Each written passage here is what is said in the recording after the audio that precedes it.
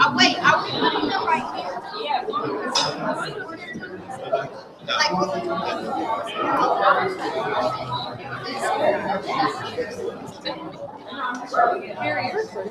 Yeah, I'm on here. Oh, Okay. Could you send me the? Is it live? The live stream thing?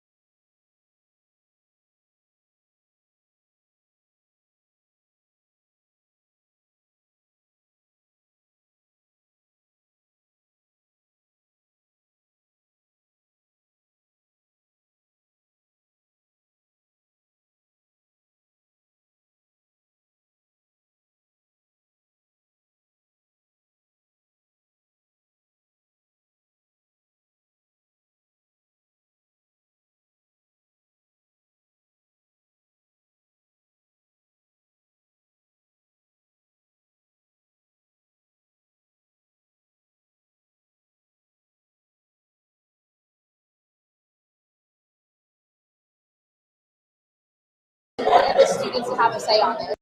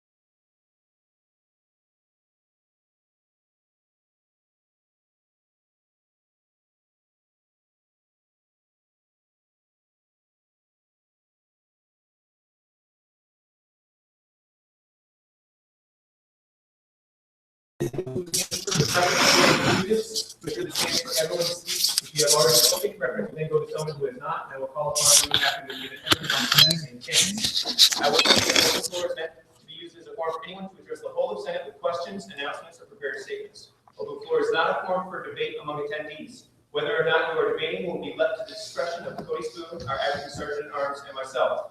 As you may know, our student union closes at midnight, so I will be limiting open floor to 1 complete hour so that we may have time for a debate among our senators and voting.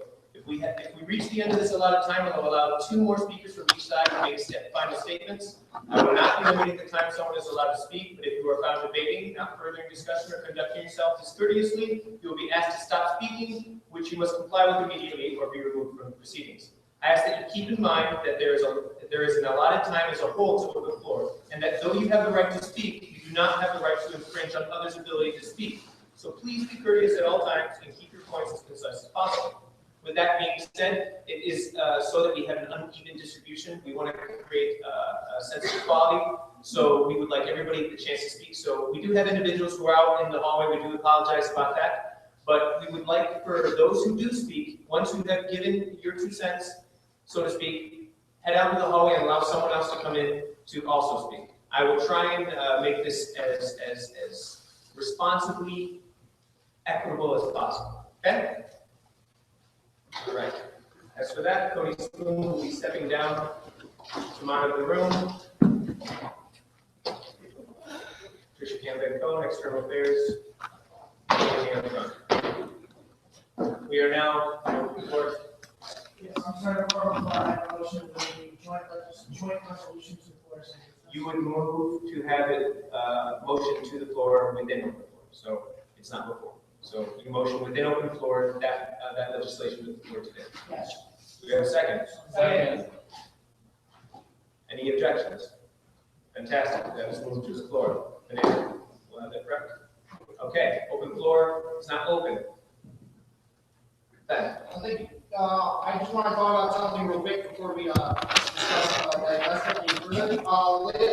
Late last week, the amendment was added to Ohio House Bill 53, which is the current transportation bill. Normally, this is something that is passed with overwhelming bipartisan support. The transportation bill is what funds the highway system, highway patrol, and other amendments with that. This was added. It was a provision that requires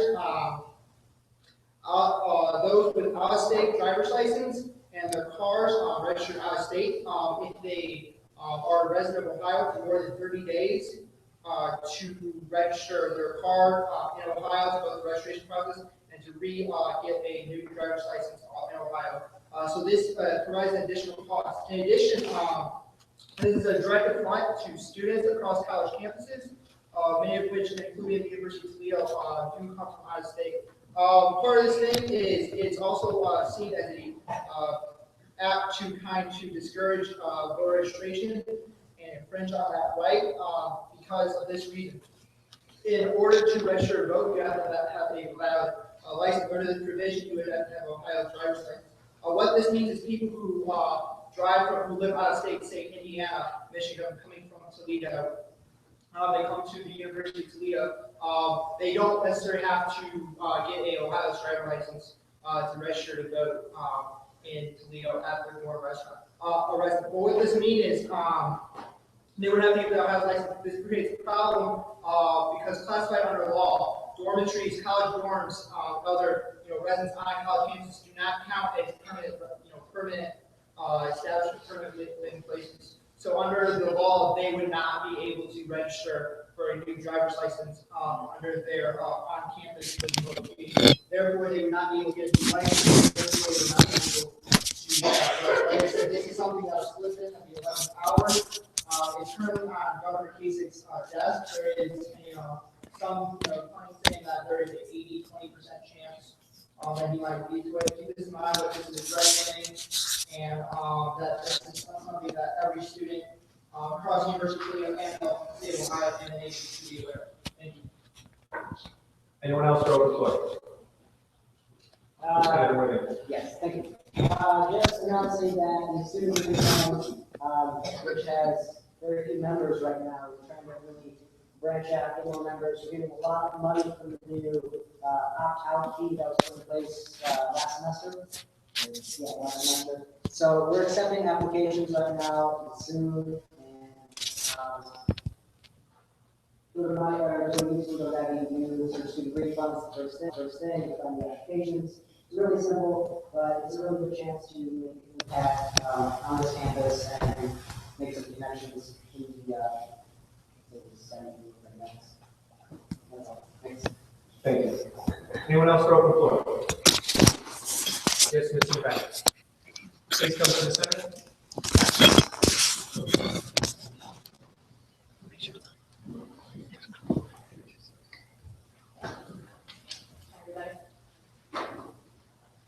I am a UT student, and I'm a Jew. And as I stand here tonight, for the third time, finding myself in the position to defend the inalienable rights of my people to self-determination, I find these two statements less and less compatible. Is this where we're headed? Are we really going to stand by and allow UT to be a place where Jewish parents are afraid to send their children to learn? We've seen campus after campus succumb to the inevitable anti-Semitism that arises in the wake of hostile and divisive anti-Israel campaigns such as this one. Are we going to wait until we wake up to swastikas on our dorms one morning? Or are we going to stand up for what is right now, while we can still prevent our student leaders from signing on to an equal and discriminatory resolution? The resolution in question proposes that we withhold money from companies with the sin of doing business with the only Jewish state in the world. We aren't talking about sanctioning companies that do business with the truly dead actors of this planet. We aren't talking about stopping our business with governments that support human trafficking, child labor, and use of child soldiers.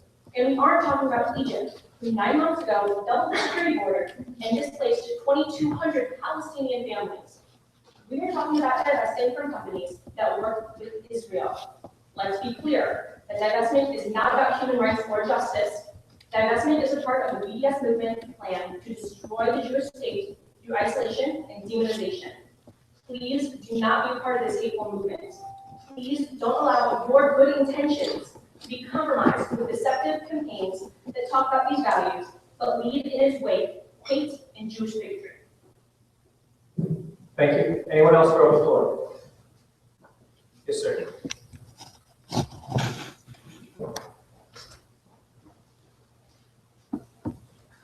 I'll be quick, I promise. You guys have heard my voice a lot in the past few weeks. First, I want to start by saying that I salute the bravery of student government, which on March 3rd voted 21-4 to support the divestment resolution.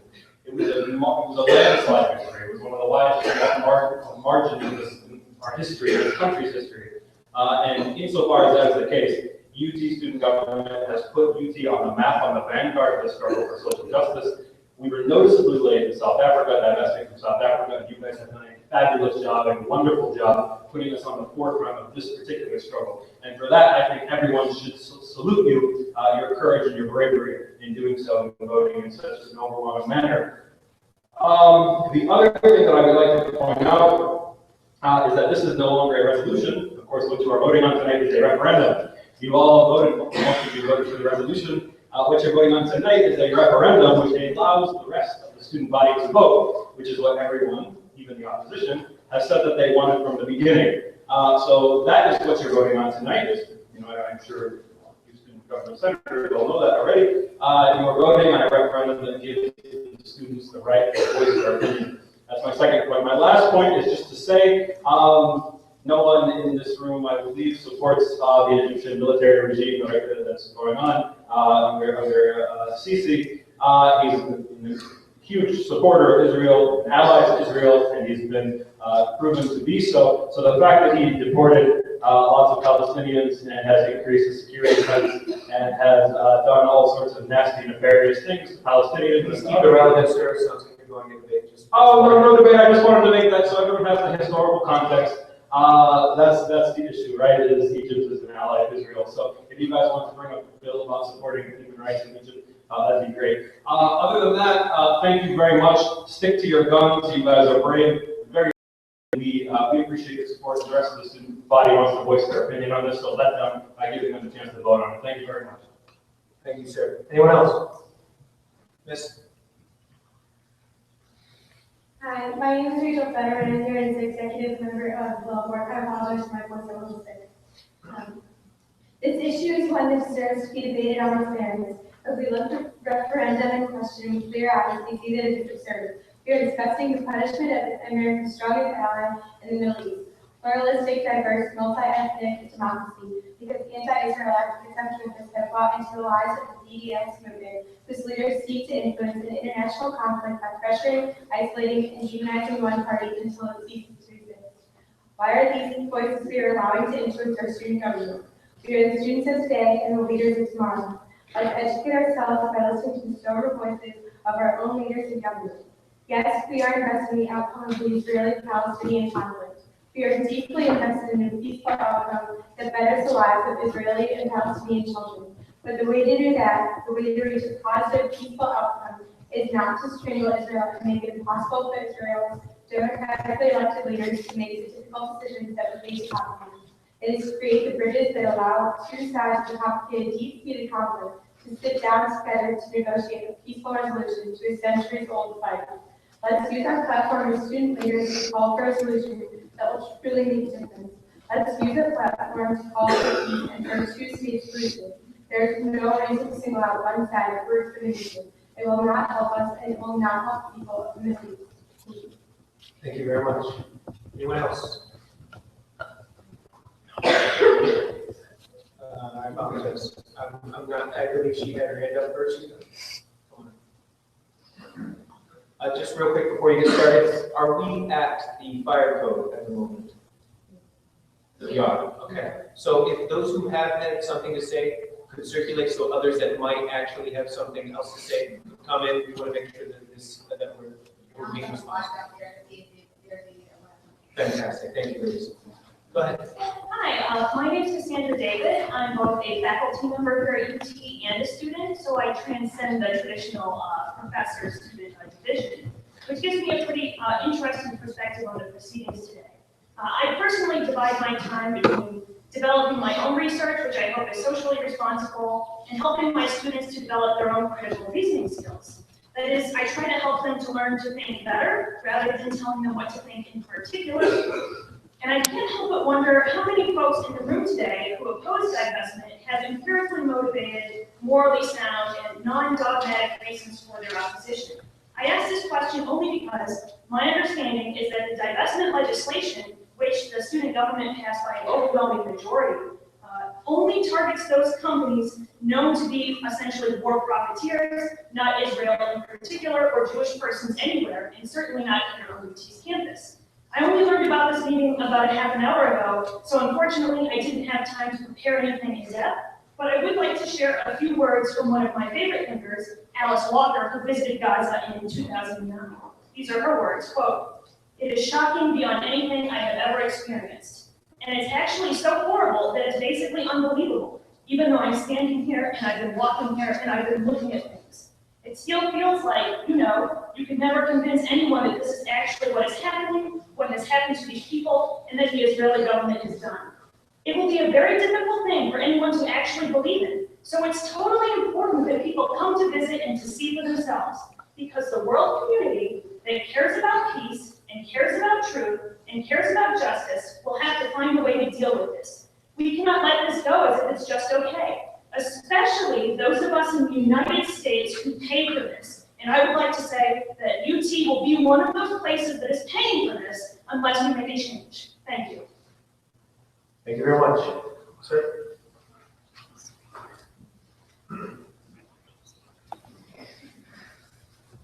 Hi, I'm Jacob Richard, and thank you for having me here. You've heard from me on this issue before. You know that I stand against the proposed resolution. You know that I am proudly pro-Israel and proudly pro-Palestinian, and that I've been advocating for a shift in the campus conversation about the Israeli-Palestinian conflict. UT is a university that embodies the values of academia, the free exchange of ideas in a civil and respectful environment. We are here because we are students. We are here to learn from our professors, from our experiences, and from one another. As an engineering student, I'm required to complete 3 co-op experiences to graduate. Companies such as GE and Procter & Gamble provide these required opportunities to many students. The allowance of this referendum aims to threaten these relationships and opportunities for all students. In addition, our campus has been threatened by being torn apart by the hostile nature of the debate surrounding this divestment campaign. But it's not too late. We can still take the opportunity to listen to one another, to really appreciate the fact that there are two narratives at play here, just like in any international conflict, and that we can learn if we pause to hear the opposing view being presented. If we aren't learning, what are we here for? We all know this resolution and referendum is a symbolic in nature. UT is not going to divest from companies because they do business in Israel. So why take a symbolic stand that sends the wrong message? Why send a message that it is okay to single out the only Jewish state for accusations and condemnation? Why send a message that one people, the Jewish people, my people, don't deserve self-determination and a state of our own? The only tangible consequence of this resolution or referendum would be negative for all of us. We would be marking ourselves as a student body that succumbed to discrimination and bigotry. And we would be harming our own reputation. When I graduate in 3 years, I want to be able to go out into the world to be as a proud UT alum. I don't want to be ashamed at the decisions made in my name by a student government blinded by a radical agenda. We can do better. We can end this divisive campaign once and for all and redirect our energies to the pursuit of peace. We can create a culture of peace and dialogue here on campus and lead the way to the reconciliation we all pray to be realized in the Middle East in our lives. Please join me in rejecting this referendum. Please join me in changing the conversation at UT to a peaceful future and better lives for Israelis and Palestinians. Thank you. Thank you, sir. Anyone else for the floor? Miss?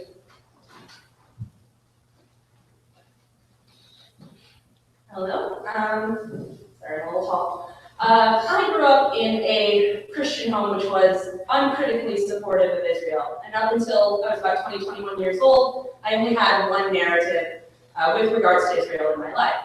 And I'm happy to say that the person who inspired me the most to become a Palestine solidarity activist is a Jewish woman, a Jewish socialist by the name of Sherry Wolf. I've had many friends in my life that I've had the opportunity to meet who are progressive and are taking a stand against occupation in Palestine. And I appreciate student government taking a stand and making this kind of declaration. I think that we need to be able to have a referendum. We need to be able to have an opportunity for students to have their voices heard. And that's all that SJP is asking with this. So I would just want to say that it's very important that we have this opportunity. It's very important that we have the ability to actually participate in political life on campus. And thank you. Thank you very much. Anyone else? Sir?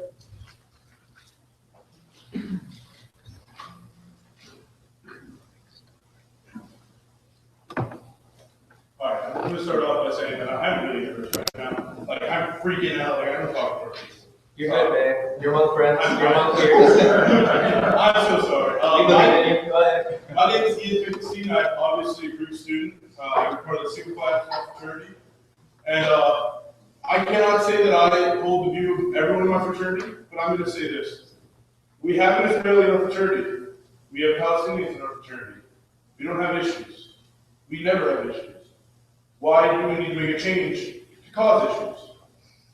That's first, we don't have issues, there's no need to have issues, right? I'm a firm supporter of these two-state solution because I don't believe that a country can just take over another country. You can't. But I don't think Israel is doing that to Gaza. I think, personally, that Israel gave Gaza all the things they needed to survive. They left Israel, or they left Gaza, I believe 2006. That is correct. I don't know if it was 2006. Israel left Gaza. It's okay. Continue. I believe it's 2006. Sorry. So we left 2006, and we left them with water. We left them with electricity. We left them with all of our homes and what the Israelis had there. We left all our settlements. God left. And then we got bombed by rockets. We got rockets shot into Israel. Every day, rockets shot into Israel. I have family in Israel. 85-year-old granduncle. He lives not far from the border. So every couple days, he has to deal with sirens going off in 15 seconds to run to a bunker. He's 85. He shouldn't run to a bunker. Thank you, sir. Anyone else? Yes, miss?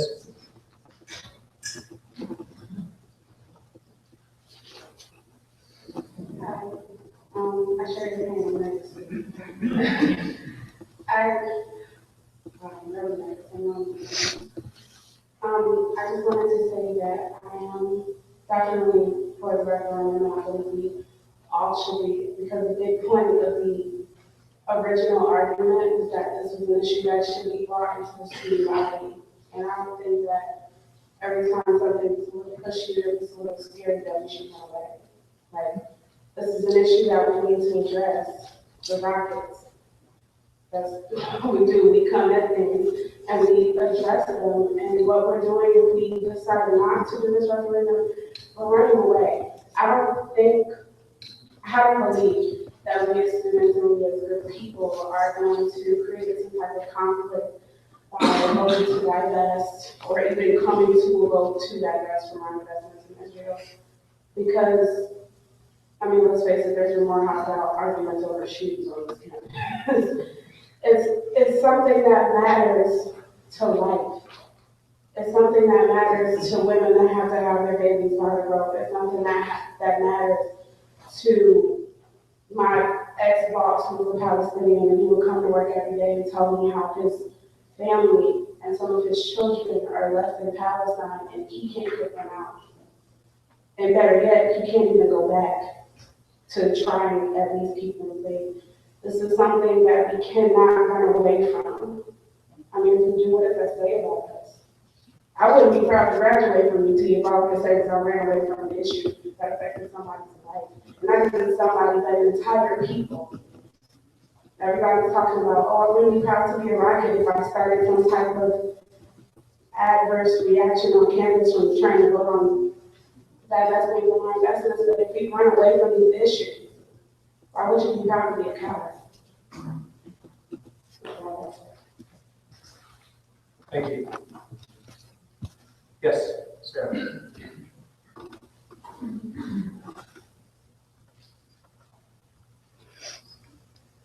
Good evening. For those of you who don't know me yet, my name is Sarah Fetterman. I'm a Jewish graduate student at the Health Science campus and an alumna of the University of Toledo as an undergraduate. One of the most important lessons I learned during my time on this campus is the value of weighing accurate data before making a decision. This is relevant not only in coursework, but in life and certainly in student government. Let's look at some data. The proposed resolution is not about student rights. The proposed referendum is not about social justice. The proposed referendum is about the BDS movement, an international campaign to boycott, divest, and sanction the Jewish state. The founders of this movement are clear in their goal to use international isolation and condemnation to eradicate Israel. The proposed referendum will not promote human justice or human rights for Palestinians or for anyone else. We have heard of how Israel is accused of committing human rights violations in the occupied territories. There is currently an inquiry into the UN Human Rights Commission concerning the decision to condemn only Israel and label her actions as human rights violations. There has been a long-standing sentiment that the UN Human Rights Council may harbor an anti-Israel bias, which has spurred the investigation into previous decisions of the Council. As recently as February 3rd of this year, Chair and member of the Commission of Inquiry on the Gaza Conflict, Professor William Chavez, resigned from his position on the commission. According to Chavez, one of the great problems of the UN human rights system is double standards. There are double standards throughout the system because of the politics of the Human Rights Council. He goes on to say, let's just say that it is a plausible complaint that maybe Israel has gotten a lot of attention on the Human Rights Council. Divestment campaigns spread false accusations against Israel, and by extension, the Jewish people. The proposed resolution is divisive and harmful to our student community. It creates a hostile, hateful environment for UT students and other members of our community. It has been presented that your student dollars are funding American companies who support what has been labeled as Israeli war crimes. This is false. The university invests money through the UT Foundation, an organization created specifically to create a separation between public and private funding. The Board of Trustees of the UT Foundation decides how funds will be allocated, and in the 2014 fiscal year, the breakdown was as follows. 81.9% of funds went to a combination of student aid and academics, 5.2% to research, 3.9% to general support, 3.2% to athletics, and only 5.8% into capital projects and investments. All of these funds are through philanthropic donations, with donors having the option to decide what their money will support. This means that not only is it not your student tuition dollars being invested, but if you choose to donate as either a student or alumni, you can also decide individually which projects you do or do not support. These are the facts. Let's make an informed decision and vote for another set of facts. Good intentioned dialogue, rather than the silencing of one narrative, can lead to the kind of cooperation that leads to trust. Trust is the keystone of peace, reconciliation, and a better future for both Israelis and Palestinians. As students, you need to decide which set of facts you will vote for. Join me in voting for peace and constructive steps towards a better world. Thank you.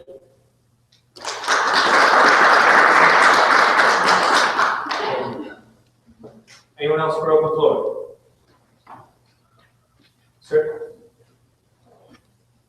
Thank you. My name is Larry Sykes. I'm a city council person here. And I appreciate you and your efforts to understand government, and you're doing a great job.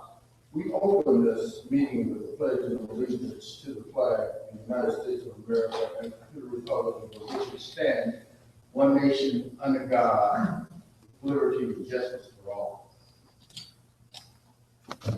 I grew up here in Toledo, raised my family, and I chose to devote my life to public service. I have and will continue to fight for the activists, the voiceless, and against discrimination and any form of disrespect or harassment or bullying to anyone, regardless of their race, their gender, their religion, their sexual preference, social or economic condition. I have been involved in the University of Toledo with 6 to 7 different presidents, young folks, in an effort to help recruit and retain great students like yourself. I say to you that the world is watching.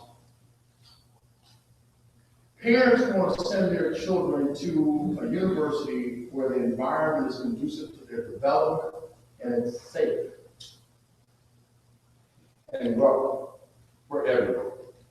I simply say that it is wrong to single out individuals because of their race, their sex, their religion, social or economic development, economic conditions. You're here 4 years. Some of you may be 6 years, some maybe 5. But think about those that will come after you. Think about what you're doing and continue to do the right thing. God bless each and every one of you.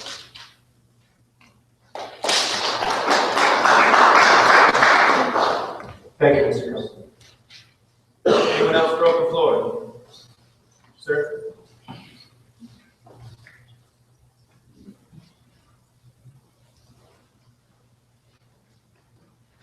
My name is Michael Bell, former mayor of the city of Toledo, former Rocket, still current Rocket. Okay? I've been watching this from a distance.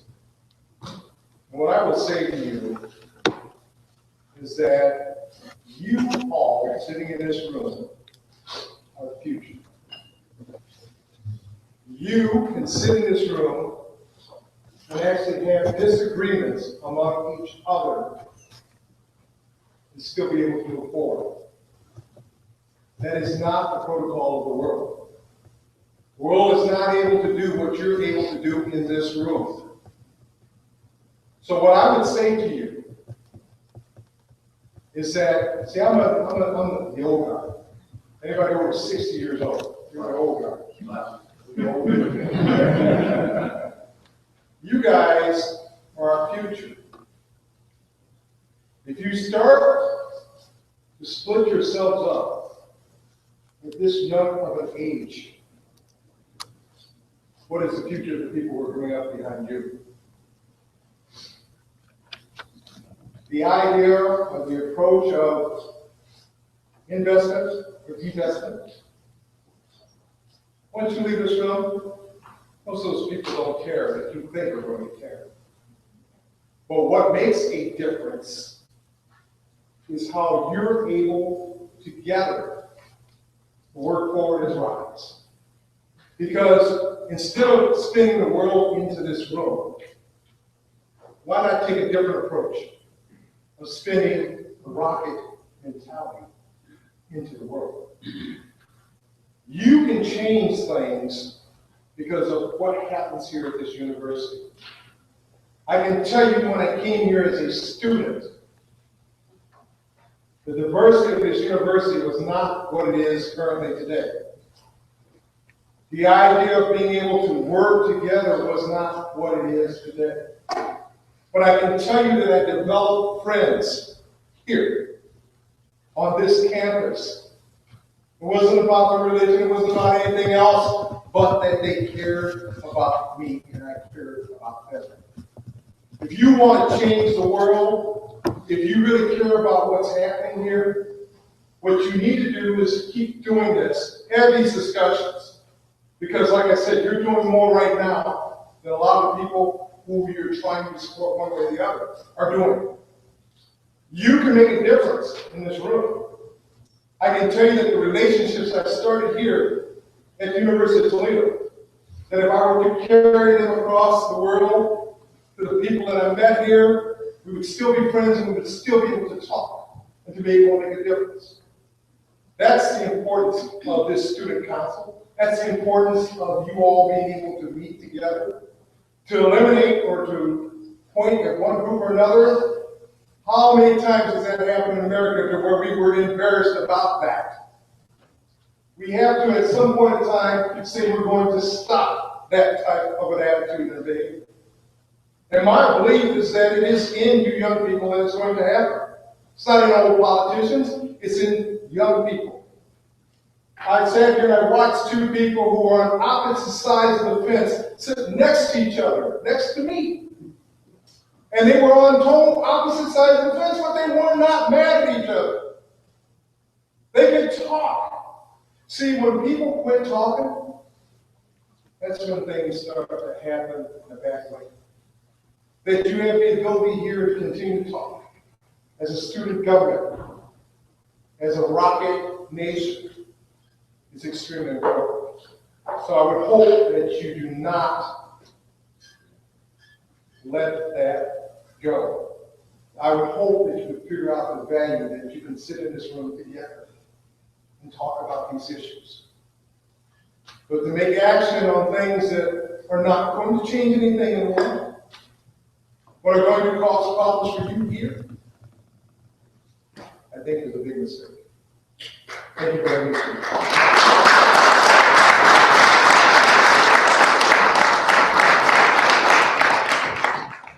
Thank you, Mr. Bell. Sir? Actually, one moment. Is there any other students that would have something to say? I apologize, sir. Reference to our students?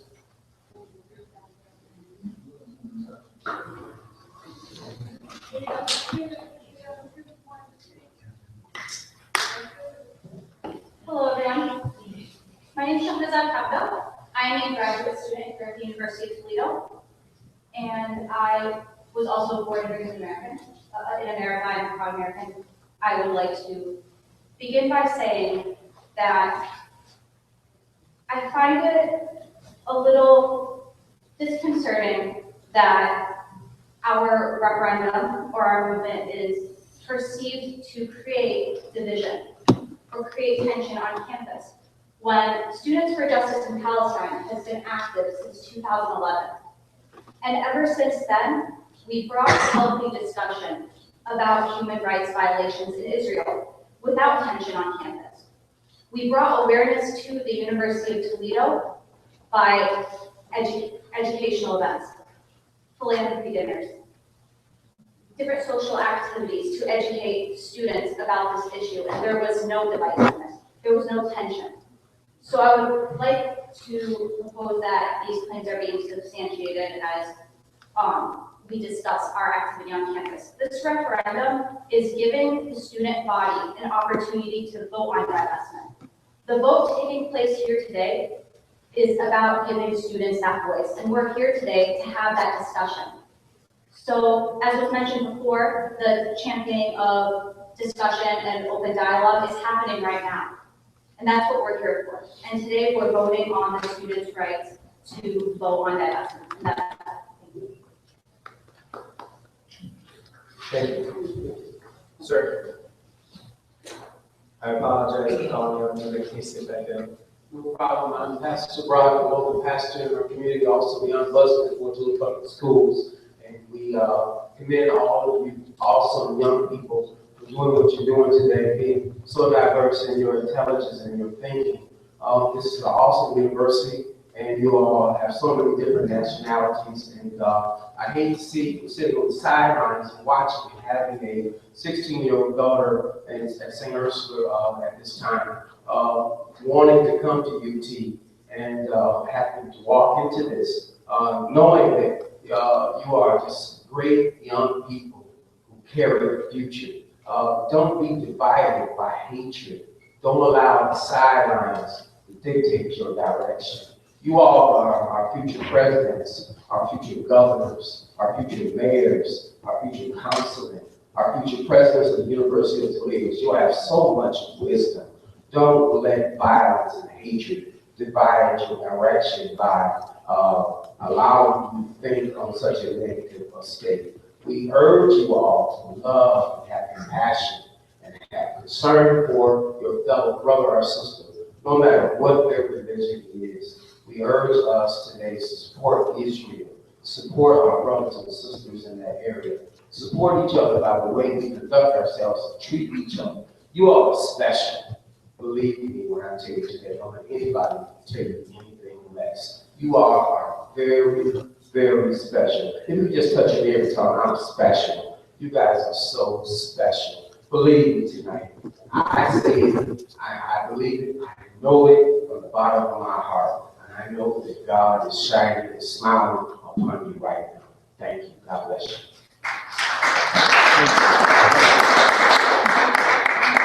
Thank you, Pastor. Any students that would like to speak from the floor? Anyone else? Yes, miss.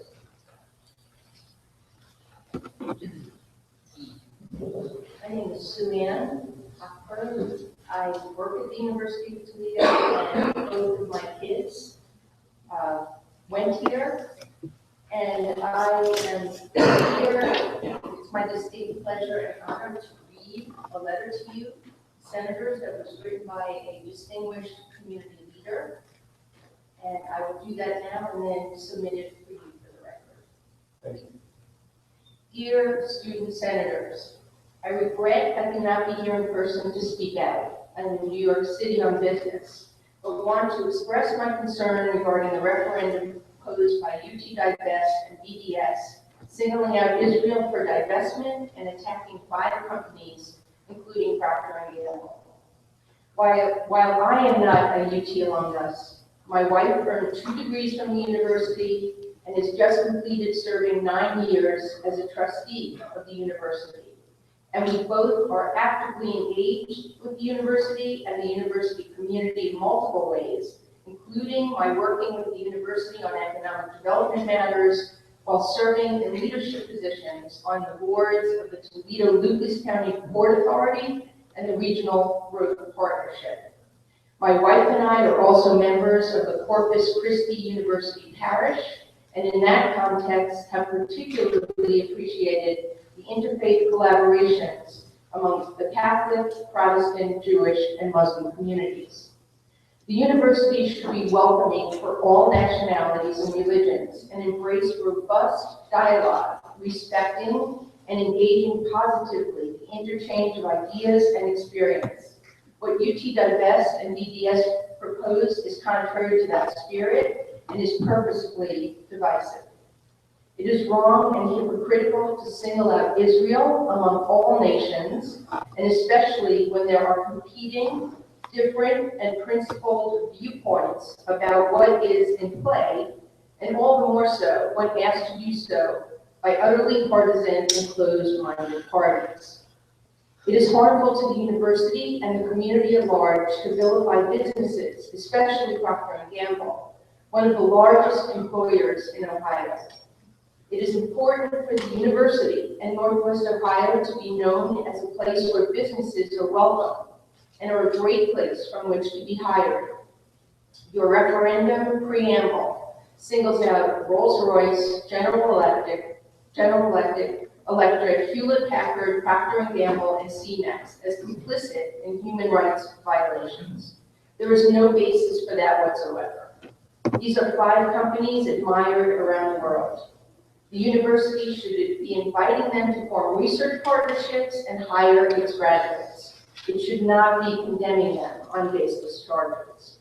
If you want to put on a referendum, make it general about human rights.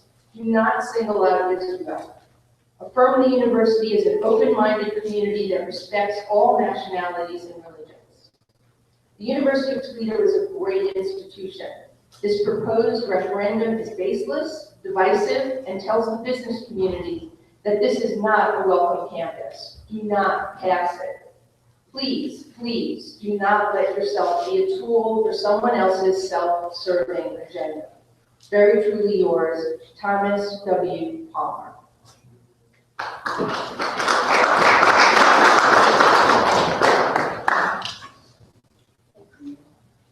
Thank you very much.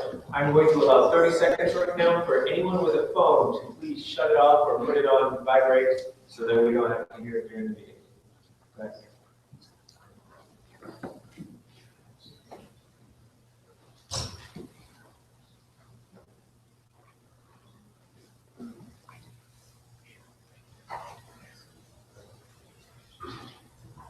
Anyone else for open floor? Sir. Good evening, ladies and gentlemen, senators. I am a former student of the University of Toledo. I came when I was 16 years old to go to the College of Engineering. I came from South America. And like many of you, English is not my language and they come. But I do have a total perception of what we're doing. And I commend you for doing what you have performed so far, which is an open forum, and it's representing students. I also served 9 years in the board of trustees of this university after being a foreign student. So there are great opportunities in this country. Many of you realize that this is much better than we have ever been. The opportunities grow because people talk, people discuss, and people have respect for each other. I agree with the conversations that have been brought forth before me, asking you not to take a negative position against something that we can do nothing about. It is very important that you know politics and that you understand politics. It is extremely important that you are involved in it. But when you start dividing communities, that's when everybody hurts. And that is not the spirit of this university. We came here to study, we came here to learn. And I see that you are learning very well. And I see that you will be future leaders in our community. Mayor Bell had a very good example when he says, communicate, share. Everybody wants to listen to what you have, but also be open to listen to the other side. And I think as a former trustee of the university, if I was presented with a referendum like this, it would be an insult. Because there is nothing that we can do but create negative feelings towards the university that we love, towards this great university. I commend you for what you are doing, but please be mindful of what you do. Do not isolate one country, one company, if we cannot have the power to do anything but be negative. I don't want my children to grow with a university that has this example. Today we can go anywhere in the world that we want to go. We want the University of Toledo to be welcoming to its students, welcoming to you, and for you to perform, understand, and learn, and be friends with each other, communicate. But when you have a referendum like you are proposing, it only creates negative feelings, and it's not good for this university. I love this university. I have a endowed scholarship at the College of Engineering, and I would give my life for this university because it has been my life, it has been my family. So I please beg you to behave the way that you would behave, that you would expect others to behave with you, and respect each other. Thank you.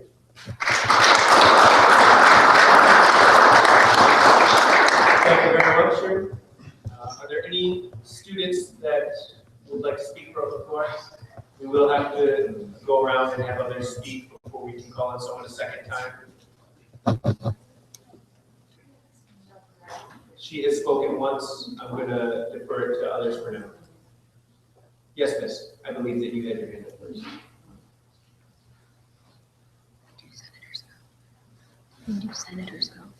Good evening, Senators. My name is Doreen Sherman, and I'm here to read a letter. But first, I want to let you know I really feel it's a privilege to be here with all of you.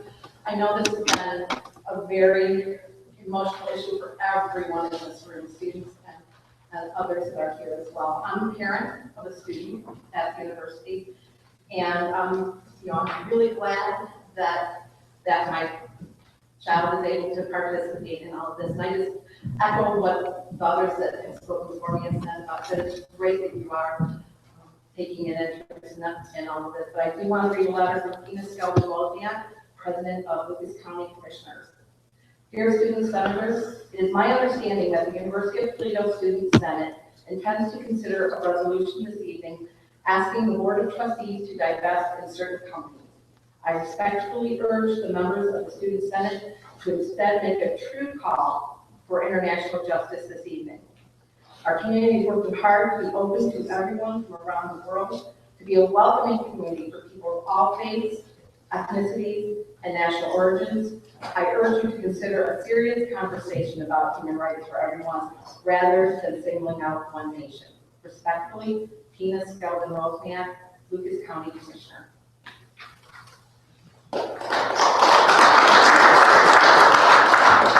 Thank you very much.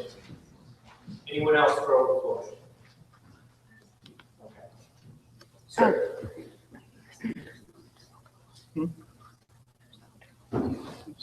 Hi there, my name is Stu Goldberg. I'm a lifelong resident of Toledo. I went away to school. My family came here in 1937. Doesn't seem like that long ago in some ways, but my grandfather brought his family over here from the East Coast. He's been a rabbi and came here, helped start the Board of Community Relations in Toledo. Our family has always been about community relations and trying to work together. That's all I have to say on my behalf. My son is an alum of the University of Toledo, Josh Holford, graduated last May with a JD and an MBA and is very proud of it. He wrote today, "Dear University of Toledo community, thank you for letting my voice be heard. In addition to being a proud alum from both the College of Law and Business School, my family has been active in Toledo for over a century. Toledo, Spain is a World Heritage Site because of the historical coexistence of Muslims, Jews, and Christians in the small town. Wouldn't it be a thing of beauty if our small campus followed in our Spanish sisters' footsteps as a place for coexistence and open dialogue between all people? PDS does not promote communication and discussion about the conflict in the region. It will not promote the forum for problem solving on our campus and in our classrooms. It is antagonistic to the members of the University of Toledo community and without consideration of the people living in Israel and Palestine. In my first year of law school, I attended an SJP-sponsored event that appeared to be a discussion about why apartheid exists in Israel. Instead, the practice of apartheid was accepted as fact and the program continued on. This represented a prime opportunity to open up the communication about what is happening in the region and how we, as a campus community, might be able to do something proactive and real. It was also a prime example of the tactics used to accomplish the goal of the SJP. If promoting the awareness, understanding, discussion, and problem solving for the issues surrounding Israel and Palestine is not a goal of SJP or BDS, then what is being sought? What will it accomplish? Boycotting Israeli companies, universities, and research organizations does not help solve the issue. Even if successful, the boycott would be blind to the wake of harm caused. Israelis, Palestinians, and Arabs will all lose. The region's history is beyond complicated. Some people start the conversation going thousands of years into the past and use religious documents as proof. Others might start the conversation with the Crusades or the Russian pogroms in the late 19th century, or when Israel was recognized as a state in 1948, or the wars in 1967 or 1973, so on and so forth. Even the last 20 years proves complicated and frustrating and shows that the real problem, the root of the region's issues, is a lack of communication. I wouldn't pretend to be an expert on the history of the region, nor will I pretend that Israel is perfect in their treatment of its Palestinian cousins or in its effort to strive for a better, peaceful, new normal for all people in the region. I will also not sit silent about the atrocious treatment the Palestinians by their own people, their resorting to terror, and their lack of effort to strive for a better, peaceful, new normal for all people in the region. I wish I could be in attendance to have an open discussion about this beautiful region that is incredibly important to both you and me. I will continue to read, to study, and to be an advocate for peace and justice in Palestine and Israel. I urge every one of us to do the same. For the University of Toledo to create a campus community of which I would be proud, it must be a place for open communication, a place for acceptance of different views, a place that seeks to solve problems. BDS does not achieve those ends. Thank you, sir. Any students for open floor? Yes.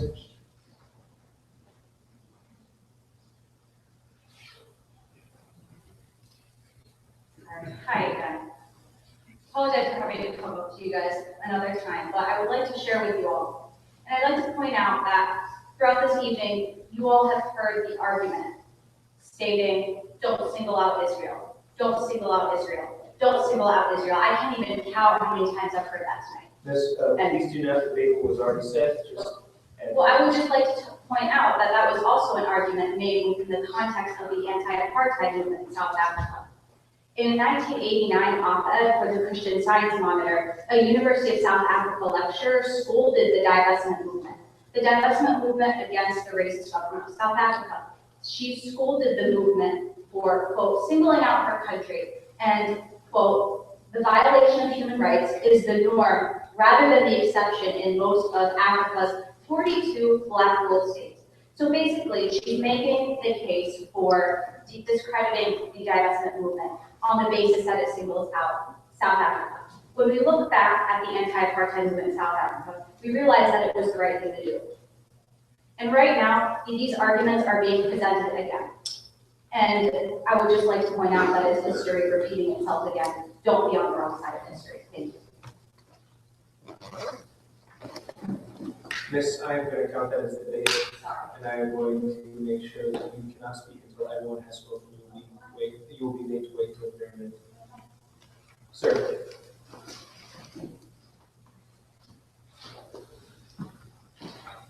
Good evening. My name is Andy Golding, and I am the president of the Jewish Federation of Greater Toledo. However, the most important thing you need to know about me tonight is I'm a father of 4 young children, all born and raised in Toledo. And as we speak, you're wondering why I'm not at home eating popcorn and watching TV with them.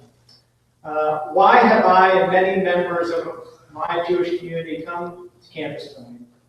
Why have we given up our evenings to talk to you? You may be wondering why a section of the Toledo community would be so interested in the affairs of student government. After all, we aren't students. However, we are part of a long tradition of Jews who have been part of the very fabric of this city since 1837, and who have helped build every institution in town, including the one we're all in tonight. We have strived to make this town a peaceful and tolerant place to be. We are trying to create and maintain a warm and welcoming atmosphere, an atmosphere where our children can grow up free from discrimination, free from anti-Semitism, and learn from each other. The very atmosphere in the past 30 days has been poisoned and polluted by those who wish to divide and demonize the one Jewish state in the world under the right of freedom of speech. However, freedom of speech does not give you a free pass for the right to lie, the right to discriminate. It does not give you the right to be anti-Semitic and not be held accountable.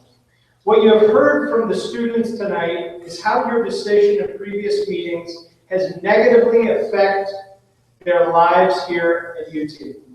What you will hear after me from those on my side and earlier this evening are faith and community leaders who will explain and have explained how your decisions, even though you may not feel it, affect us, affect my children, and affect my community. If this campus becomes deeply divided than it is now, more than it is now, and hear silence from the students that were elected to fight against discrimination and anti-Semitism, then why, when the time comes for my children to look for a university, would they consider coming to UT? Tell me how singling out only a Jewish country in the world, the only Jewish country in the world, would make this community better, make us more tolerant, make us come together. The truth is it doesn't. Do not give in to the hate. I urge you for my children and eventually your children's sake to vote against this referendum. Thank you.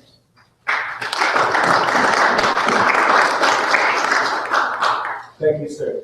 Is there anyone else that would like to speak from the floor? Anyone that would like their opinion or words voiced? I would defer to see if there are any students within the hallway before I introduce her. I apologize.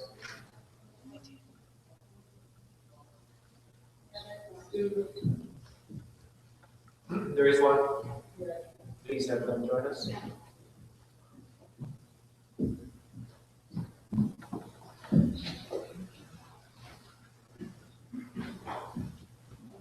Good evening. My name is Fatima Jamil, the current president of the Muslim Student Association and a student here at UT. I know a couple of the senators because our office is right next to yours and some of your different classes. And basically,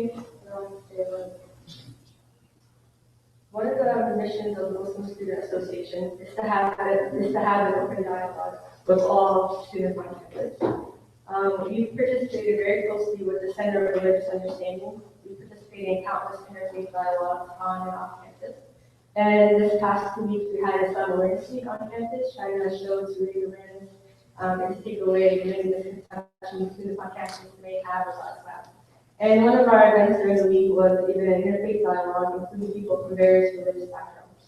So our mission is to have an open and safe dialogue with students on campus, and that's something that the MSA is doing. And the reason why I'm describing the MSA right now is because today's dialogue event has been turned into a religious debate. And that exactly is not what the referendum is about. As a student, I wanted to express that that the referendum is not trying to divide Jewish and Muslim students. Muslim students on campus have always been trying to have open dialogue with our Jewish students and have a safe environment on campus. So that is not something that this referendum has done whatsoever. And also, I think to say that us as university students should not care about this issue is actually belittling. Many of us are political science teachers, so we talk about this type of thing all the time in class, on and off campus, all the time. I apologize, I don't mean to interrupt, but address senators, you'd be really fine with that. But if you could not address what was previously said, but rather give your own input. I think that you're borderlining debate, but you're not quite there yet. I'm not going to give you your first warning, but please continue and be aware of that. Okay, sure. So I just feel like, as senators, that you guys should really remember that this referendum is trying to have open dialogue to show students on campus that they have a voice and that they can talk and let us know what they're thinking about this referendum. So again, let that be the reason that you guys are voting today, not for anything. Thank you very much. Anyone else for open floor? Sir? Just to let you know, we have 1 minute and 30 seconds before we hit the 17 mark. If you would like to defer it, and at that point, I will say 2 comments from each side. You can do that, or you can speak within the next minute and 30 seconds. If not, you can hold on. It's up to you. Okay. My name is Gary Delman. I have a letter from Bill Lippienwald, president of the Teamsters Local Union number 20, Toledo. Dear student senators, I would love to be present tonight to speak, but prior obligation will not allow me to be there. I'm somewhat surprised, and I must say disheartened by the referendum proposed by UT-FS and BES, singling out Israel for divestment. I'm not an alumni. Please place your mouth closer to the mic. I apologize.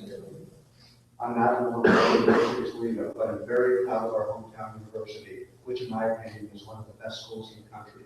I thought our university was one of the most diverse and open institutions that represents what our great and diverse country stands for.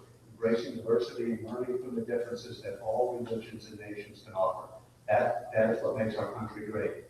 I'm appalled by what UT-FS and BES are proposing.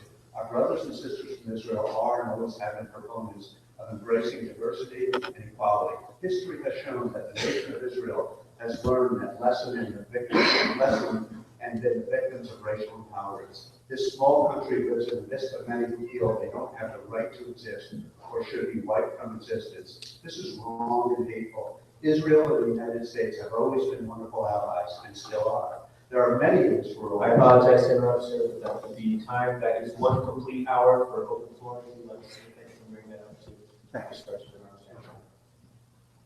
Thank you very much, sir. That being said, that is 1 complete hour of open floor. At this time, if there are any of those that would like to speak for closing statements from either side, I will allow 2 people from each side to say something. If not, we will just continue with our proceedings. Is there anyone that would like to speak for? Thank you very much. Oh, we have one. Please be concise and keep it. I am actually going to add time up to this one. I'm going to say 3 minutes tops, so you can just be as concise as possible. Thank you very much, sir. Thank you, Mr. Vice President and Senators. My name is Joe Markovich, and I am the CEO of the Jewish Federation of Greater Toledo. I had a whole speech ready. I want to say just a very concise point. So why has the community decided to come here tonight? It's a big question that everyone's mind. They don't care. You are the future leadership of the communities you decide to end up in after your graduation. From now, your decisions here at UTSG reach far beyond Bancroft and Sequel, far beyond the dining and residence halls. When we talk about pride for Toledo, to friends and family who are not from here, we mention the art gallery, the glass museum, the mud hens, and this university. Like it or not, UT is put on a pedestal, and you are in charge of the public face of it. You are the decision makers and representatives of the 22,000 students that also have pride in this institution. Your words and actions are analyzed by the community because this is where it sends its next generation to be educated. When a certain group feels marginalized by the decisions made in this room, it has no choice but to turn up and speak out. This institution is in danger of alienating the Jewish community, and it's this reason why we care so passionately about the choices you make here tonight. We are asking you, please, do not let this continuously divide the campus and the community. And please allow the Jewish community to send its kids here with pride and respect and a place that they know that they can feel safe and secure on campus and have healthy debate, but not divisive debate. Thank you very much. Thank you, sir. Any opposing statements? Sir? Go First mic. 3 minutes. It won't even take 3, I promise. Really quick, all I would like to say is you've heard a lot of debates. Once again, I'm sorry you had to sit through a second night of debate. What I would like to make very clear is that this is not only a movement here in UT. This is a movement that extends far beyond UT. Not only is it a national movement, it's an international movement. In fact, there's boycott movements and divestment movements all across the world. However, I would just like to pinpoint a few that are taking place within the past couple of weeks. The night of February 17th, the first night that we had this small debate in this room, Stanford passed their divestment resolution. Stanford University passed their divestment resolution. The very next day, Northwestern University passed a divestment resolution. After that, OSU, the students at OSU have collected 3,000 signatures to put a referendum on the ballot at Ohio State University. The University of Michigan tonight is voting on divestment. Tonight, the night that we are having this debate to vote on a referendum, even though we've already passed the resolution, tonight, the University of Michigan is passing, or will hopefully pass their divestment resolution. Either way, they're voting on it. The issue at hand is that you have already put UT, you student government senators, have put UT at the forefront of this struggle for social justice, and it is a very brave thing that you have done. UT, in decades from now, I know because I'm a historian, that's what I do as a student, that will be my profession. I'm a graduate student in history, and we go back and we look back at the archives, and we look back at the struggles of movements, of social movements, and I have dug through the archives, and I've looked, and I've researched, and I've learned about the Black Student Union and the struggle that they went to pass divestment against South Africa. And UT was late. We were extremely late. We were 10 years late, in fact, than many other universities. You guys have put us on the forefront of the struggle. It will be a proud mark in the University of Toledo's history if you stick to your guns, you push through with this referendum and allow students to vote. That is the most important thing that you can do tonight, being on the forefront of social justice at the University of Toledo. Thank you very much.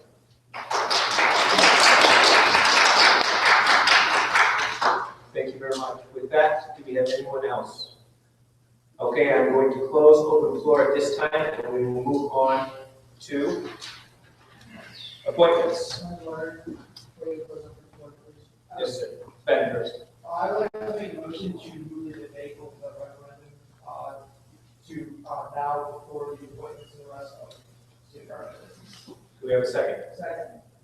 Do we have any objections to moving the debate to right now? Objection.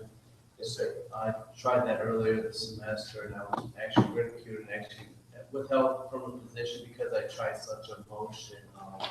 Let's stay with status quo. I couldn't do it then. Let's not do it now. It's no different than any other referendum. It can fall in procedures of business, and let's just go on. That was the executive action. Sir, quick to look on. Sorry. We just heard everybody speak. It's all fresh in our minds. We're pretty much set where we're going to be with this. Let's do it what's fresh in our mind and get this stated. So I don't think everybody's back to stay here and have to wait so long for this. Let's do this and get it done. Yes, that was an executive action by President Notstein to not change the agenda. If we're going on precedent, then your executive action will matter here. I would decide not to make any executive action, and I defer to my Senate because that's what you're here for. You're here to vote as representatives of the student body, and then I give you that. Okay. That being said, you have a rebuttal for Senator Torn. Yes, with this, of the last few weeks, we've been called out for not following the Constitution, not following rules of procedure, not following different things. Again, this falls right into the category, not following procedure, different things. Let's just go based off the agenda. We're talking about a couple committee reports and guest speakers, which we don't have any. So I'll just ask that we continue on as we are. Anything else? Motion to Time out, hold on. We're still in debate. We're rolling over there. I apologize. Ian? Motion to vote on the agenda.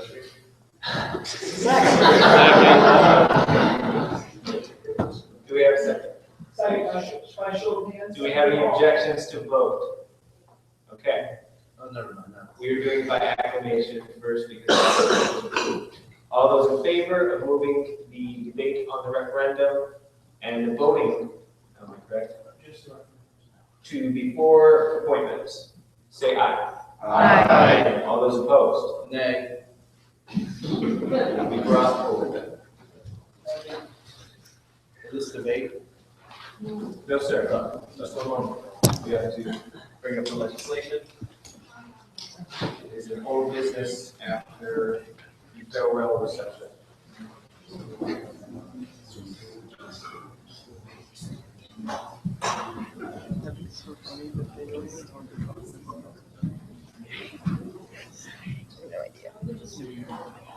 You may answer some of the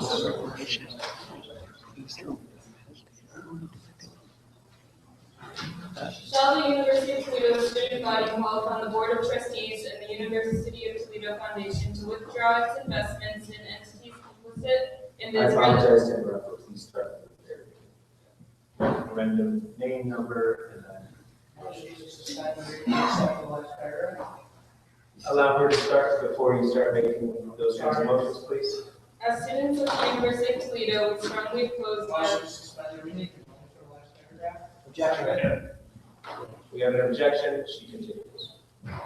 As students of the University of Toledo, we strongly oppose violations of human rights and international law. Through its mutual funds and endowment, the University of Toledo Foundation invests its funds in corporations that manufacture weapons, provide surveillance technology to the Israeli government, and illegally exploit resources in the occupied Palestinian territories. Companies like Rolls-Royce, General Electric, Hewlett-Packard, Procter & Gamble, and Siemens directly profit from Israelis' violation of the human rights of Palestinians, African migrants, and other minorities within Israel. They violate people's rights to life, prevent healthcare, education, freedom, and facilitate their dispossession. The University of Toledo student government has already voted 21-4 in favor of divesting from corporations that violate human rights or international law in Palestine. We call upon the University of Toledo to adhere to its mission statement of improving the human condition by divesting from companies that directly profit from the occupation of Palestine. Shall the University of Toledo student body call upon the Board of Trustees and the University of Toledo Foundation to withdraw its investments in entities complicit in the Israeli occupation of Palestine until such entities are no longer engaged in the violation of human rights and international law. Motion to amend the referendum. You are now in debate. Motion to amend the referendum. It's just those speak out there. I understand. Go ahead. Real excited. Well, would amend this, would you? I have present it right here in written form. I'd like to pass that out. Yeah, just so people that can, can see what I'm dealing with here. You guys sit down here. Yeah. Actually, we have like close by me. Yeah. Can you please ask me what you read your first? Oh, Senator. What do you pay to go get milk? Well, bread. Yes, sir.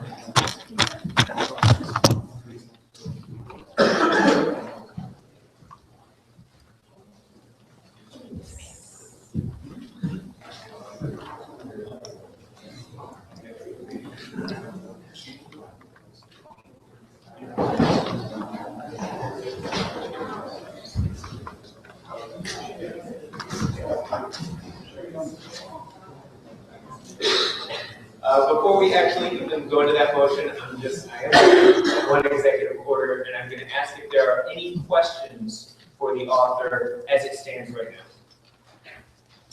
No questions for the author.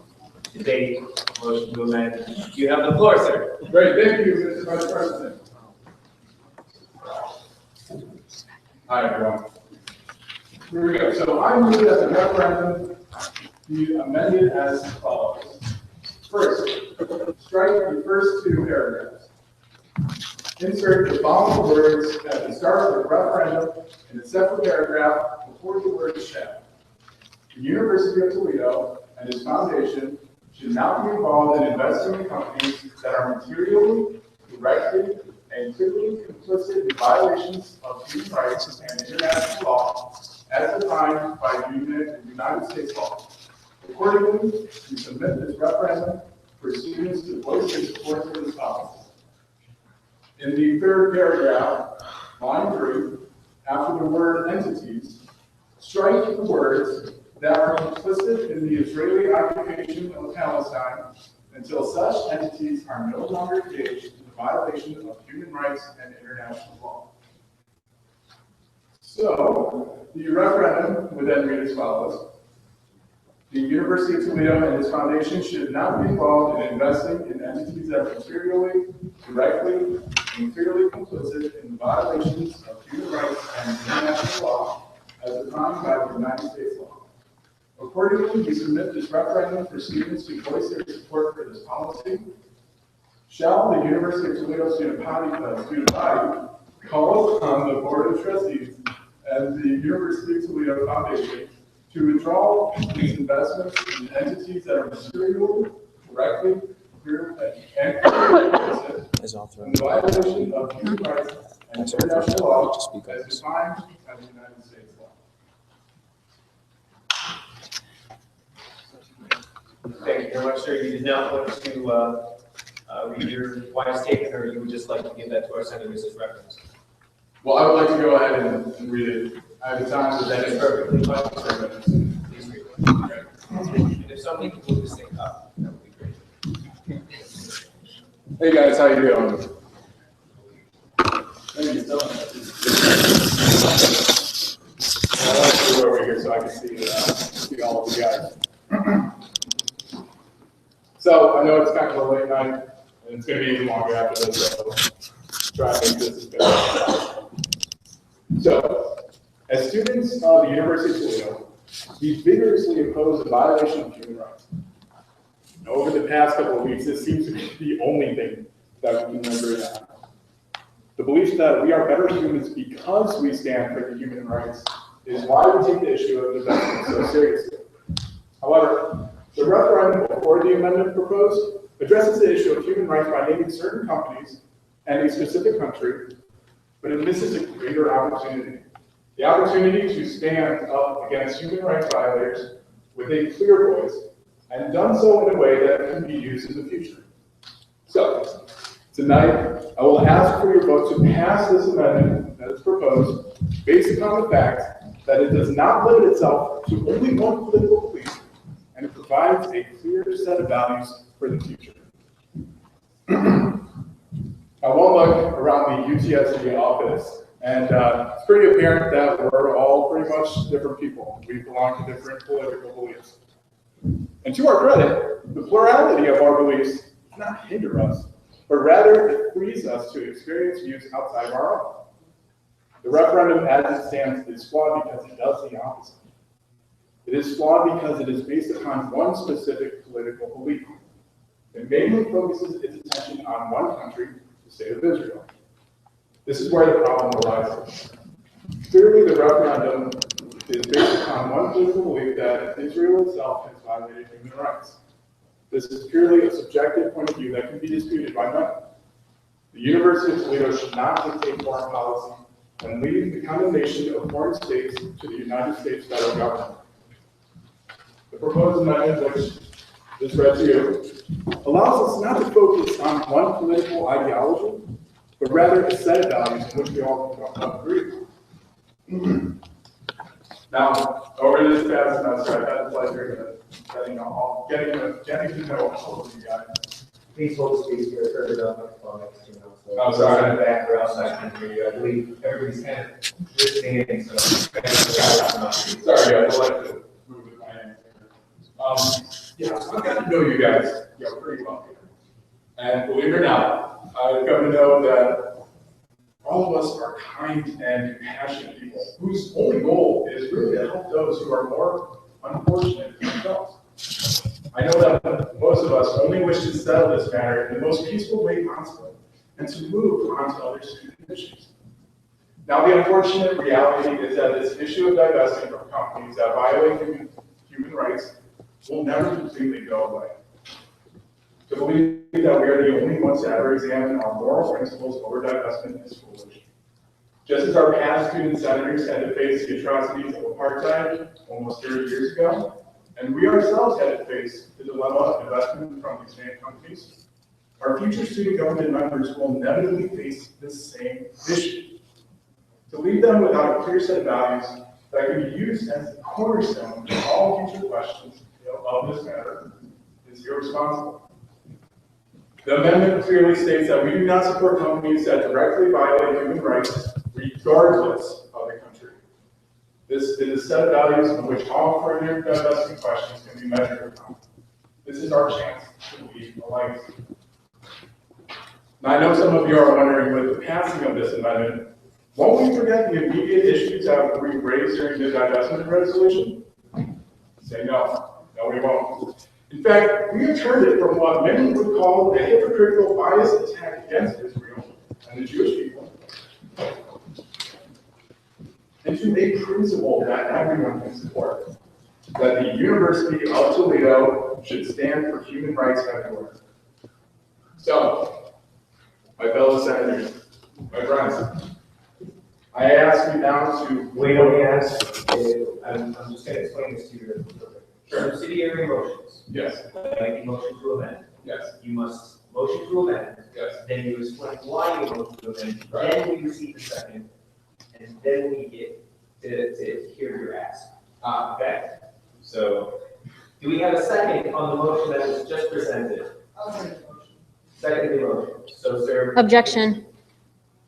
Also object. We can, with a motion to amend, we have the ability to, it needs a second, but it's debatable. Okay, so we are going to go into debate. So your objection is noted, but at the same time, remember that until he's finished, we will go into debate.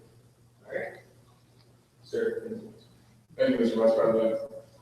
So, my fellow senators, my friends, I now ask you to pass this amendment. As St. Francis de Sales once said, be who you are and be glad. If we are truly against human rights violations, then let us be against all human rights violations, and not just the ones that are based on our own political beliefs. Once again, as students of the University of Toledo, we vigorously oppose the violation of human rights. That is who we are. Now let us be that well. Thank you. Thank you very much, sir. With that, do you have any questions on that motion? We are now in debate on that motion. Now, just to preface this, okay? With an amendment, for a motion to amend, you need a second. It is debatable. It can, the motion to amend could be amended itself, so we need a majority vote in order for that to go through. So please continue to debate. Yes, please hand people the microphone that.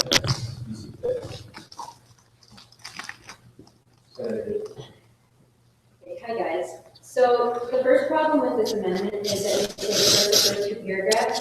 This is going to be the whole referendum, because that's the whole body. That's what we have the 200 plus signatures for. The last 2 weeks, we collected those signatures for this wording. Two, they left out the companies that we were going to be removing our investments from, which is very important for the Board of Trustees and Foundation to know, so that they can actually do something about this. They also left out that student government voted on this, which I think is pretty important because we spent a lot of time on that, and what we do, like the university should know that we approve this, that our voices actually matter. Also, the fact that the last paragraph there, the question, the fact that it's not specific to the companies profiting from Israeli apartheid is completely misleading. The students that are voting on this should know that what country these companies, that they're essentially like from the Israeli occupation. Like they should know that these companies are involved in the Israeli occupation, not just that it's some vague, we're not really sure. People should know exactly what they're voting for, and the foundation should know exactly what the students want. Being this vague isn't going to get anything done because they won't know what to do. Also, I think that the reason they make it this vague is because they're assuming that it's just our political belief that there is Israeli apartheid and that there is any illegal occupation. However, this isn't just my political belief, this is the United Nations belief. We also have the signatures. We followed all the rules by the election board. this is what the students approved, and that's our obligation as a student body to do what the students approved. And so essentially, make sure that you don't get swept up by what you heard today. Stick to your beliefs, stick to what we voted for, 21-4, and realize that we need to have the detail, we need to be direct in exactly what we want and what companies we're targeting in order for anything to get done with this referendum. Thank you. Yes. Motion for 10-minute recess. Do we have a second? Second. 10-minute recess granted. That in addition to this work. We'll be back in 10 minutes, I guess.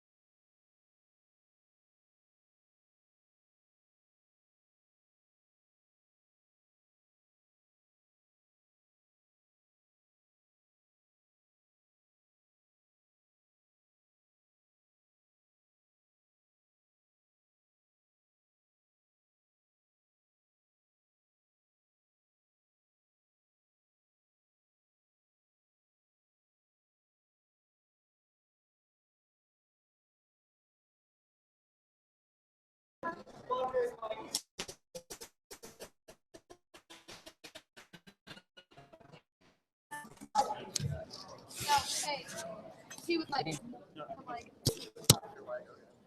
it was nice because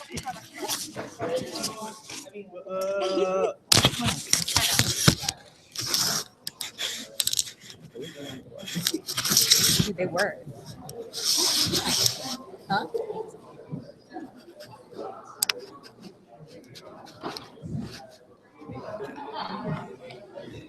You did it before I got here.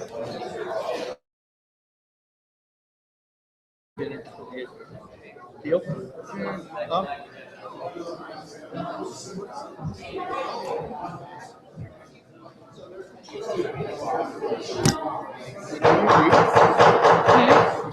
We are back in session. Thank you. Now that we are back in session, we are in debate. As for debate, since the author, as the author of this referendum, I will give the dean 5 minutes to speak on it, on this amendment in particular. Would you like to take that now, or would you like to wait for the debate first? I'll wait. You would? Yeah. We have the microphone for you. Me? You want me to say something? Do you want to speak or do you want to wait? Didn't I just speak? Questions to the author, we have to go, but since it is directly to her authorship, she has the right to be able to do that. Fine, thank you very much. He's, you can stand up here, back there, wherever you would like.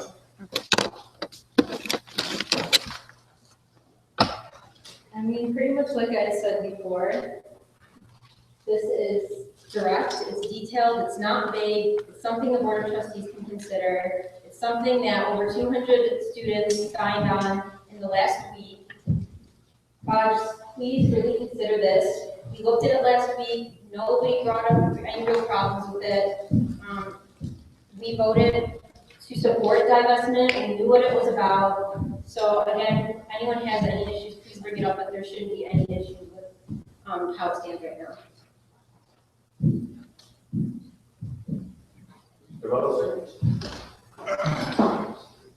Now remember, we are not talking about the referendum as a whole, but rather this amendment, this particular amendment, so please point your towards that. Thank you. Go ahead. Sure, thank you, Mr. Vice President. Now to answer some of the questions that have been raised by the author. In terms of eliminating the first and second paragraph, basically the appeal was, if we get rid of that, the document is no longer relatable to the way it originally was. And that's why I would point to section 24 of Robert's Rules of Order, talking about amendments. Bring that up here. It's talking about what is germane. Now, what does the word germane actually mean? Is that Robert's Rules of Order? This is Robert's Rules of Order, the original 1876. The original 1876 edition. That being said, we do not, unless you can find the Robert's Rules of Order, I believe it's 7th or 8th edition with this in it, we can't use this. I thought that the 2013 Constitution was, I mean, I don't think anybody's the 1876 edition of Robert's Rules of Order. If you can prove otherwise, again, the burden of proof is going to be. So I cannot take this into consideration unless we have the latest edition of Robert's Rules of Order, because that's what we belong as the Senate. Sure, and that's where we find out some of that. Basically, it's the idea that things are closely related to. First two sections are closely related to, and it is pertaining. The second thing here, why no companies? No companies because this is an idea. Sir,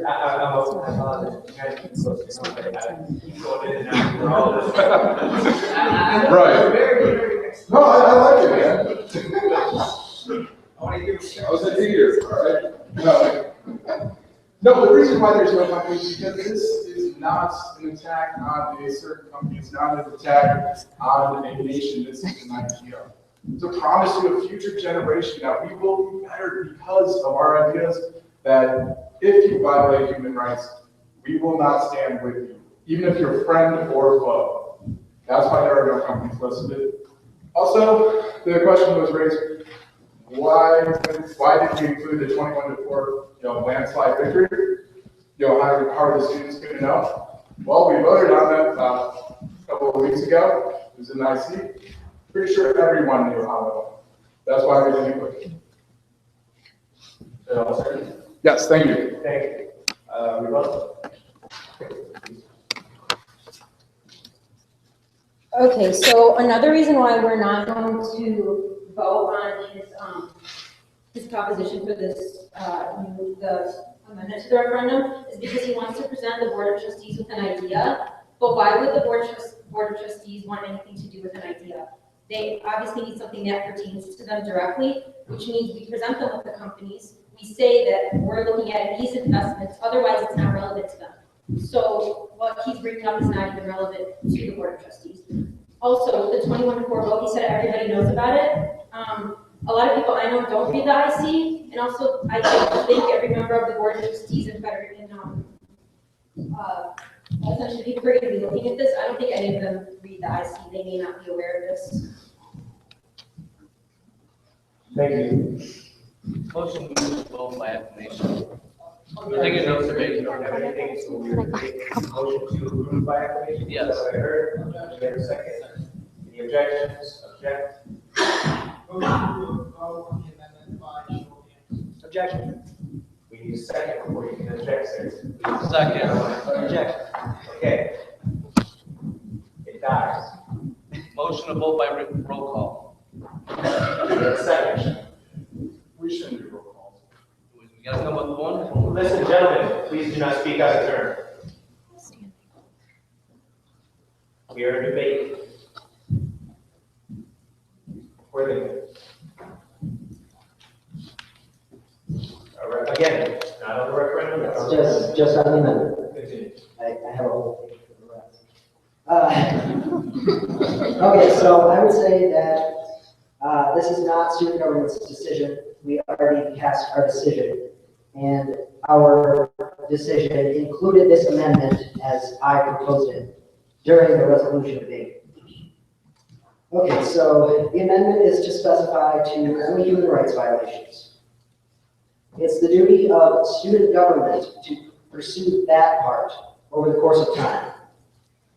And after speaking with the student authors of this student body referendum, whose original intent we as student government must respect, it is crucial that we do not amend this student referendum from its narrow tailoring, which may also mislead the student voters who will choose for themselves to vote or not, for or against, regarding the specific issue addressed by this referendum.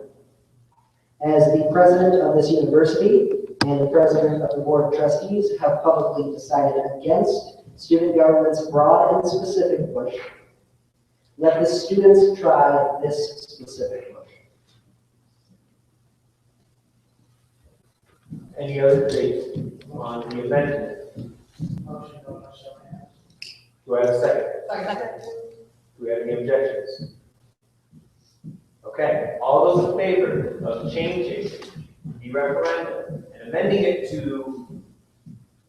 I apologize, do we actually have the changes showing? All of you have it in front of you, okay. So everybody again, I apologize. Okay, all those in favor of amending this referendum say aye, or sorry, raise your hand. You may interrupt, so, yes, sir. Two-thirds vote or majority vote? This would be a majority vote, and amendment to a motion, or motion to amend is a majority vote. All those in favor of amending this referendum, say aye, or sorry, raise your hand. All those opposed? There you have it, the motion dies. Motion to table referendum indefinitely. Objection. Objection. We'll get a second. Please wait until he gets a second before you object. Okay. Let's go ahead and go into debate. Yes, sir. Senator Lynn. Ladies and gentlemen, fellow senators, I think we need to do this referendum. We, as student government, already brought up the issue of divestment. We debated for about a month and a half period, both internally and through student government sessions. And so the question about whether we support it has been answered, but that's not what this referendum needs to be about. It's about if students should have the right to vote. And I think that students should have the right to vote on the referendum.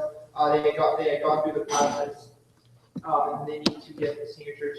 I mean, they did get the signatures, and they need student government support. So I think it would look bad if student government decided that we don't want students to vote on this just because we personally feel, differently. As student government as a whole, regardless of our views, we support divestment. That's what we need to live by, and we need to follow that. We're going to support this referendum. Thank you. In debate? Go ahead, Tricia. Okay, so the main opposition to voting for this amendment I've been hearing is the fact that it's basically targeting like one country or something. But the main argument I heard against the resolution to begin with was that there wasn't an open discussion or forum and no students were involved in making the decisions. This is to put it on the website so that students can vote on it. This is not saying that you support or you're against it. It's saying we want this to go on the website so that the whole student body has the opportunity to vote on it. Isn't that what you guys wanted this entire time, for everybody to have an opinion? That's just what I'm. Please address the Senate, not anyone else. I'm addressing the entire thing. Anyone else? Anyone else in debate? Senator, come on.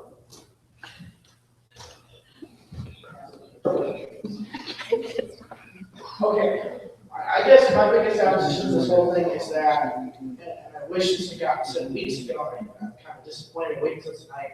The people that came in and spoke on both sides are very passionate, and there's nobody in this room that's going to say that they weren't. I think we've had this debate over and over again about passion and about people being a little too passionate, whatever. But I think one issue that needs to be brought up is tonight more than any time, you've had people come in and speak about this saying not to do this, and people that are very influential or important and know the operations of the university. We had an ex-board of trustee come in and say not to do this. We had the ex-mayor of Toledo come in and say not to do this. Dr. Naganathan and the president of the foundation have already clearly stated they will not support a divestment movement. They've already come out and publicly made these statements. Why? I know when we passed this information wasn't out yet. Circumstances changed. Student government now is being asked by all of its leaders, both past and present, not to pass something like this because it's not something that should happen. I would say vote no on this because of the leaders asking us to, including leaders current and past this university, that believe this is a bad thing and should not be something that actually should be handled. Thank you, Senator Talon. Senator Fox. We keep referring to let the students have a vote, let the people have a vote. Let's remember, we represent students here at the University of Toledo. The 40 senators here, plus President Clayton and Vice President Ali, we represent the students. When we took that vote, we took the students, we voted for the students. Then the 3 years when everybody else is the same. 798 and then the president of the federation, the president of the foundation has said, no, we're not going to do this. We do not see this in our best interest. Why are we going to slap them in the face and do the same thing? They've already said no. What's the point? To me, that's going to be petty. It's going to be, no, this is not right. We've heard, the fire chief, school board members, community school in Toledo take time out of their busy day. This is getting a little repetitive. Okay. So we don't vote now. Further to debate. Thank you. I apologize, I didn't hear anything added further. Just as a quick definition of referendums. Referendums are procedural motions that submit to popular vote by measure passed on or proposed by popular initiative. By passing referendums, student government finds that the initiative has received required written support, that would be the petitions collected, from the general student body. Student government's duty is then to facilitate public voting to relay results of popular votes from university administration. That is by definition what a referendum is. Your debate. Senator. Okay, just to counter what you heard before, what RJ was saying is, we're not trying to slap anyone in the face. We completely respect all those that spoke. We respect Board of Trustee members. We respect the interim president. However, these are the same issues that arose during South African apartheid. Anytime you're messing with money or how something operates, you're going to have opposition, but we know that this is right. Let's give it a try. And again, even if you don't believe this, listen to what Ali just said right now. All you have to do is look, we got the signatures, and now what we do is facilitate the voting. That's all we have to do.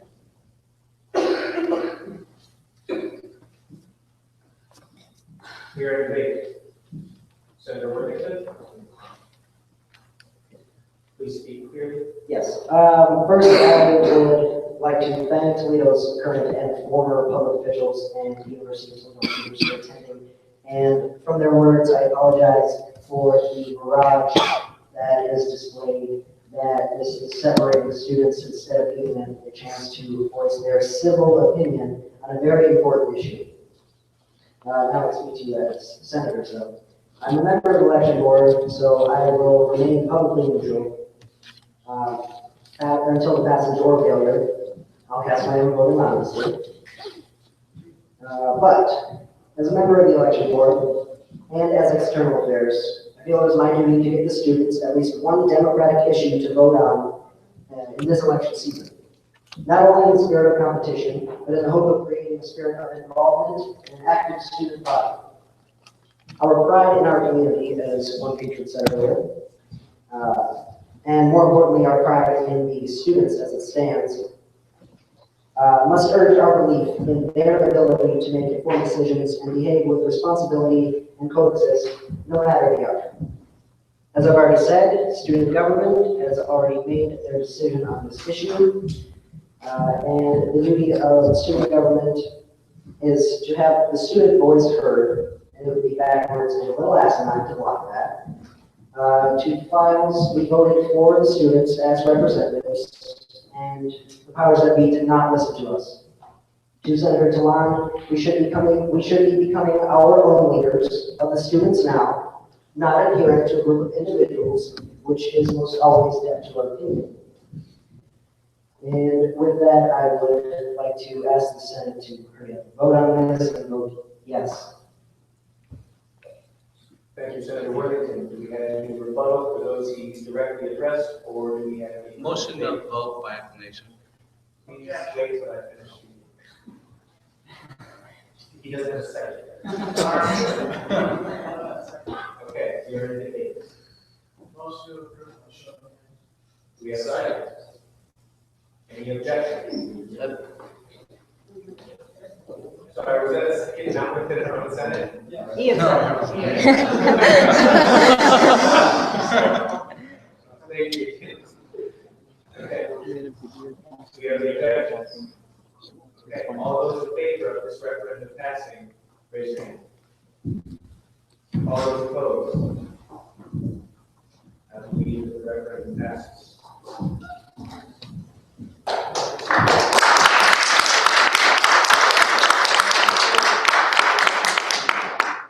would like to first state that thank you to all of the community members for acting in a very respectful manner. We understand that this is something that a lot of us get passionate about, and it's nice to see that we can all act and conduct ourselves as respectful community members that we do. Thank you. I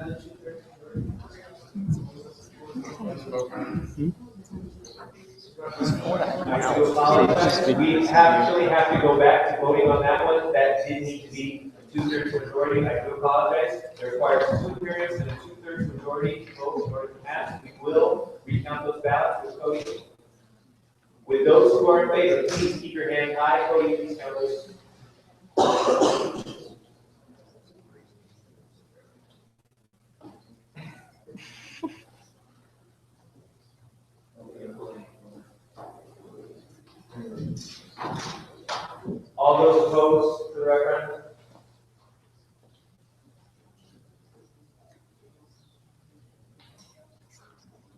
we have a 2/3 majority vote, it does pass. I apologize for that, you are correct. We are going on to appointments.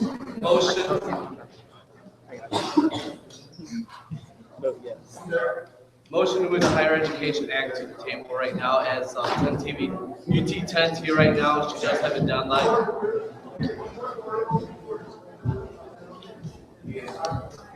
That being said, we are going to continue with the appointments.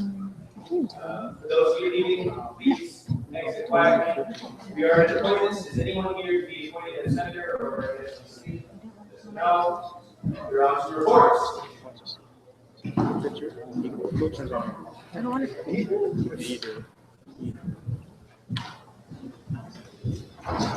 President Notstein, the resident cannot be here today. He did send me a report, but I guess it's still not getting through. So he will report on that as soon as he can via email. Ian, could you go please?